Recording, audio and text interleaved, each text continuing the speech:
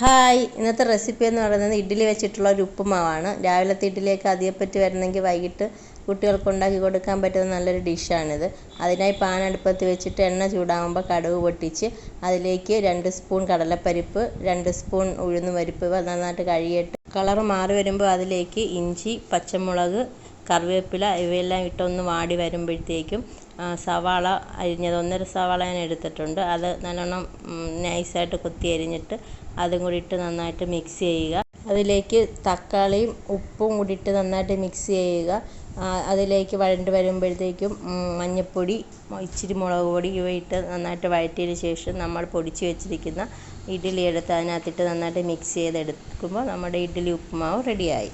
പെരുംജീരകത്തിൻ്റെ taste ഇഷ്ടമാണെങ്കിൽ അതിലേക്ക് ഒരു 1/4 സ്പൂൺ പെരുംജീരകം ചേർക്കുന്നത് ഒന്നുകൂടെ ടേസ്റ്റ് ആയിരിക്കും. ഞാൻ ചേർത്തിട്ടുണ്ടായിരുന്നു. നിങ്ങൾക്ക് വീഡിയോ ഇഷ്ടമായെങ്കിൽ സബ്സ്ക്രൈബ് ചെയ്ത് ലൈക്ക് ഷെയറും ചെയ്ത് സപ്പോർട്ട് ചെയ്യണേ.